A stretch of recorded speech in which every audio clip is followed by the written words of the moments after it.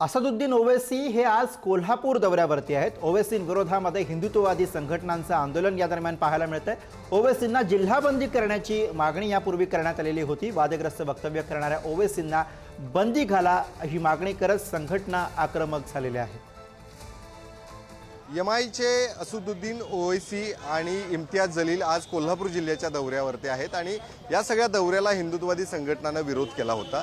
कालच कोल्हापुरातल्या या बागल चौक या ठिकाणी एमआयएम पक्षाचं कार्यालयाचं उद्घाटन होणार होतं, मात्र जे कार्यालय ज्या ठिकाणी बनवण्यात आलेलं आहे ते अनधिकृत आहे असं पत्र हिंदुत्ववादी संघटनेनं महानगरपालिकेला दिलं आणि महानगरपालिकेने तात्काळच ही जी जागा आहे ज्या ठिकाणी कार्यालय होणार होतं ते त्या ठिकाणी बंद करावं असं सूचना दिलेल्या आहेत। या सगळ्या पार्श्वभूमीवरती इम्तियाज जलील यांना कोल्हापूर जिल्हा बंदी करावी अशी ही मागणी हिंदुत्ववादी संघटनेने केली होती।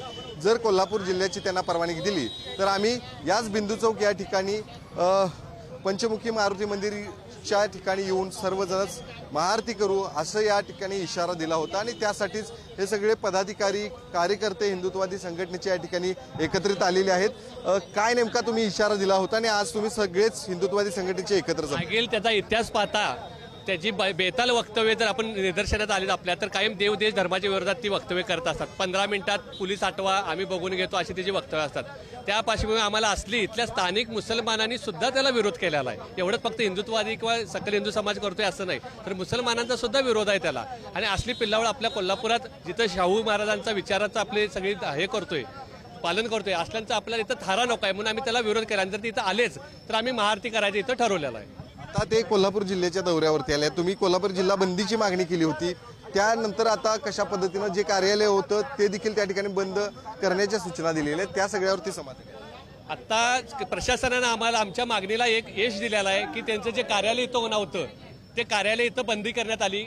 कॉर्पोरेशनच्या माध्यमातून महानगरपालिकेनं ते कार्यालय बंद करून तिथं सील केलेलं आहे। तिथं काय नेमका विरोध तुम्ही कालपासूनच या सगळ्या दौऱ्याला विरोध करत होता, बंदीची मागणी केली होती, मात्र ते आता कोल्हापूरमध्ये आलेले आहेत। शेर आहे अशा देखील घोषणाबाजी त्यांच्यासमोर देताना अनेक जण पाहायला मिळतात। एकंदरीतच हा विरोध कशासाठी नेमका होता? सगळ्यात पहिल्यांदा सांगतो, शेर आणि बाप आमचा बाप एकच आहे, तो म्हणजे छत्रपती शिवाजी महाराज, आणि हे प्रतापगडला दाखवून दिलेला आहे त्या अफजल खानाचा कोथळा काढून। म्हणून मी सांगतोय सोया ओएसएने सातत्यानं जर बघितलं तर या देशाच्या देश आणि धर्माच्या विरुद्ध सातत्यानं स्टेटमेंट असते की 47ला बुरखा घातलेली पंतप्रधान होईल, 1 तास पोलीस हटवा अशा पद्धतीनं सातत्यानं स्टेटमेंट करतात। आणि असल्या विचाराला इथं थारा अजिबात नाही। इथल्या मुस्लिम समाजाला सुद्धा आम्ही रिक्वेस्ट केलेली आहे, या विचाराला जर तुम्ही खतपाणी घालणार असला जर मग तुम्ही त्याच्यामध्ये सहभागी असणार आहे आणि या विचाराला इथं थारा देऊ नये। जर ओएसी या ठिकाणी आला तर आपण कॉल दिलेला होता या ठिकाणी महाआरती करण्याचा, तर तो जर इथं आला तर आपण जशाच तसं उत्तर देऊ।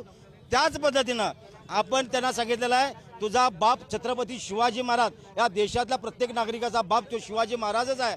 ज्या पद्धतीनं तू सातत्यानं म्हणतोयस 1 तास पोलीस हटवा, आज आम्ही चॅलेंज देतो इथले पोलीस 10 मिनिटं हटव, जर तुला हिसका नाही दाखवला तर हिंदू आयुष्यात नाव लावणार नाही। तर ओवैसींच्या बरोबर जे इम्तियाज जलील आज कोल्हापूरला येत आहेत, त्या इम्तियाज जलीलनी काही वेळापूर्वीच प्रतिक्रिया दिलेली आहे की कोल्हापूर हे कुणाच्या बापाचं नाही, या ठिकाणी मला कुणीही रोखू शकत नाही अशा पद्धतीची देखील प्रतिक्रिया आलेली आहे।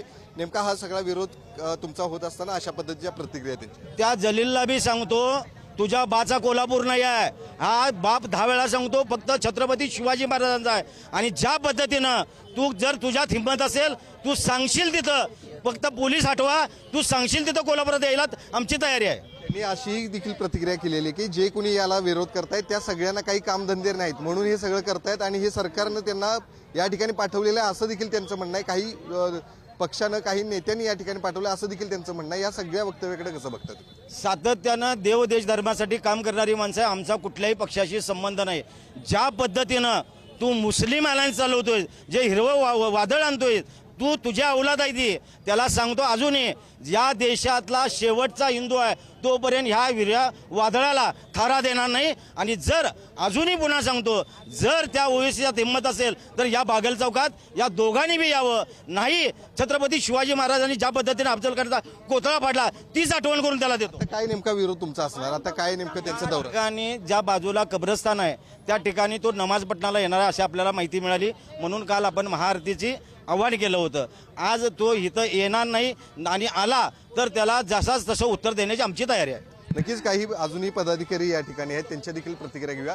काय नेमका हा सगळा विरोध तुम्हाला सगळ्यांचा या पाहायला मिळतोय? 2 दिवसांपूर्वीपासूनच ही सगळे विरोध त्यांना दाखवला होता आणि त्यानंतर निवेदन देखील दिलं. आता तुम्ही जर प्रेसमध्ये आहे, तुम्हाला माहिती आहे की त्या लोकांची, दोघा भावांची स्टेटमेंट जी आहेत ती कायम देशामध्ये शांतता भंग करणारे स्टेटमेंट आहेत. प्रत्येक वेळेला हिंदू समाजाबद्दल अत्यंत टोकाची भूमिका, अत्यंत खालच्या पातळीवर जाऊन टीका करण्या, या दोघांची भूमिका, दोघांचं वक्तव्य खालच्या पातळीचे आहेत. त्यामुळं सकल हिंदू समाज जो आहे तो त्यांच्या विचाराच्या विरोध आहे. आणि माझं या विषयाला विरोध असण्याचं कारण म्हणजे यांचे स्टेटमेंट जे आहेत, या स्टेटमेंटमुळे यांना समाजाचा विरोध आहे. आणि अशा काळात, या सणासुदीच्या काळात प्रशासनाची जबाबदारी आहे की त्याला इथल्या कुठल्याही पद्धतीच्या कार्यक्रमाला किंवा इथं कुठल्याही परवानगी त्याला येण्याची दिली नसली पाहिजे होती. त्याला जर परवानगी दिली नसती तर हा सगळा विषय कुठलाच पद्धती झाला नसता. आम्हाला त्याला विरोध करण्याची गरज नाही, लक्षात घ्या. कारण आमचं कामच हिंदुत्वाचं इतकं मोठं आहे की आमच्या कामामुळेच त्याला त्याचं उत्तर मिळालेलं आहे. दरम्यान भारत हा सर्वांचा आहे आणि आम्ही कुठेही जाऊ शकतो, अशी प्रतिक्रिया माजी खासदार इम्तियाज जलील यांनी दिली आहे. सर्व देश आमचा आहे. भारत देश सगळ्यांचा आहे. भारत देश मध्ये आम्ही कुठेही जाऊ शकतो. सर्व देश